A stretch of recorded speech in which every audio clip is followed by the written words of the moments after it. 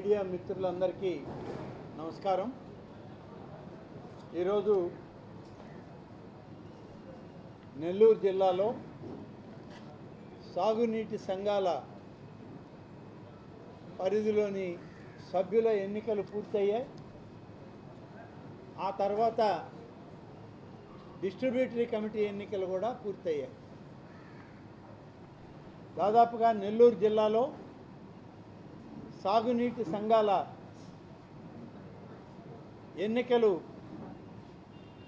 3649 notification ఇస్తే 3553 సభ్యులకి ఎన్నికలు పూర్తయ్యాయి. కొన్ని ఓటర్ లిస్టుల్లో సరిగా లేకుంటే ఈ నీటి సంఘాల ఎన్నికల సందర్భంలో అవగాహన లేక కొన్ని మిగిలిపోయాయి. మిగిలినవన్నీ కూడా పూర్తి చేయడం జరిగింది. దాదాపు 96 ఇంకా ఖాళీ ఉన్నాయి. ఆ 96 టీసీలు టెరిటోరియల్ కాన్స్టిట్యున్సీస్ వివిధ సంఘాల్లో ఉన్నాయి. ఈ 96 కూడా తిరిగి మళ్ళీ ఎన్నికలు పెట్టడం అనేది నీటి సంఘాల చట్టంలో లేదు.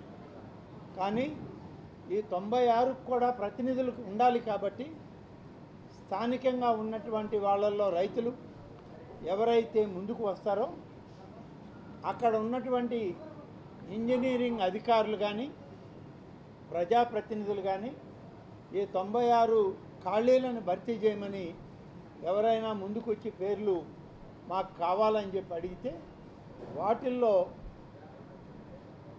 వాళ్ళు అన్ని శిస్తులు కట్టారా, పన్నులన్నీ పూర్తయినాయా, ఓటర్ జాబితాలో ఓట్లు ఉన్నాయా, ఇవన్నీ చూసిన తర్వాత జిల్లా కలెక్టర్ గారు ఈ 96 పేర్లను కూడా నామినేట్ చేయడం జరుగుతుంది. సాగునీటి చట్టంలో జిల్లా కలెక్టర్ గారికి అధికారం ఇచ్చారు. ఎన్నికలు జరగకుండా శాంతి భద్రతల సమస్య వచ్చి కానీ మరేదైనా సమస్యతో ఆగిపోతే ఆగినటువంటి సభ్యత్వాలన్నీ కూడా నెల్లూరు మన జిల్లాలో జిల్లా కలెక్టర్ గారే దాన్ని నామినేట్ చేయడం జరుగుతుంది. అలాగే దాదాపు 486 ఈ నీటి సంఘాలకి అధ్యక్షులు రావాల్సి ఉంటే జరిగిన ఎన్నికల ప్రకారం 432 సంఘాలకి అధ్యక్షుల్ని ఎన్నుకోవడం జరిగింది.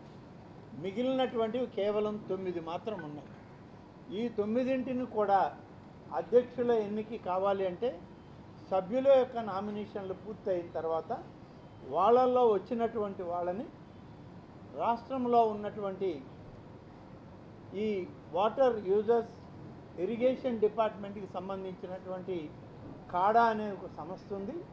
ఆ సంస్థ కమిషనర్ గారు అధ్యక్ష ఉపాధ్యక్షుల్ని నామినేట్ చేయడం జరుగుతుంది. 9 మాత్రం ఈ జిల్లాలో ఖాళీ ఉన్నాయి.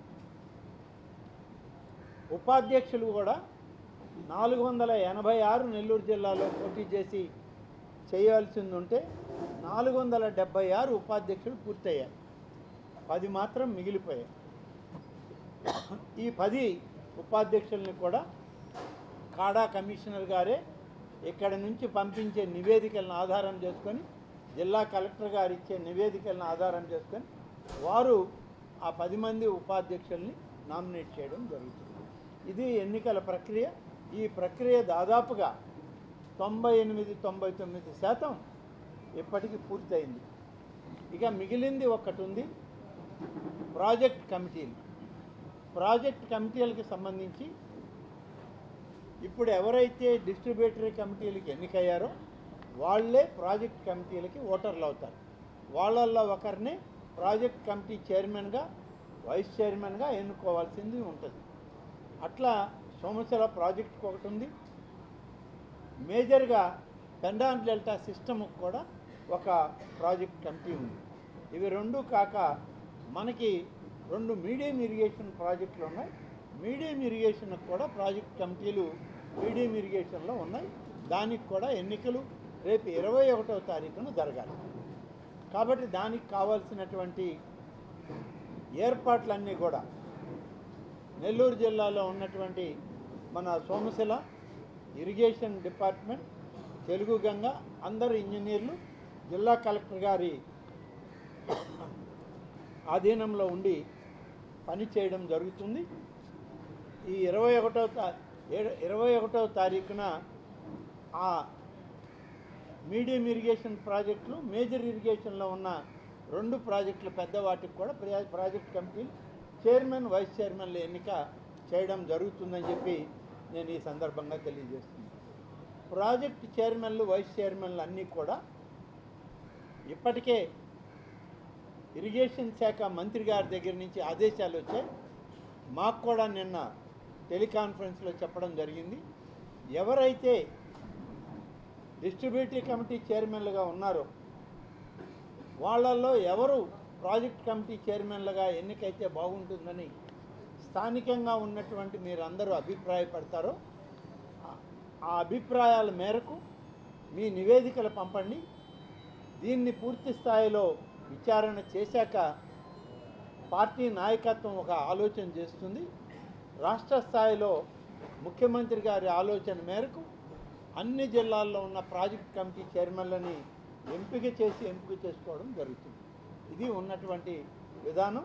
కాబట్టి ఈరోజు సాయంత్రంకంతా ఇన్ఛార్జ్ మంత్రివర్యుల ద్వారా ఈ ప్రాజెక్ట్ కమిటీలకి ఎవరినైతే ప్రపోజ్ చేస్తున్నారో ఆ పేర్లు ప్రభుత్వానికి పంపడం జరుగుతుంది. 21వ తారీఖు ఇవాళ నెల్లూరు జిల్లాలో ఉన్నటువంటి విధానంలో కానీ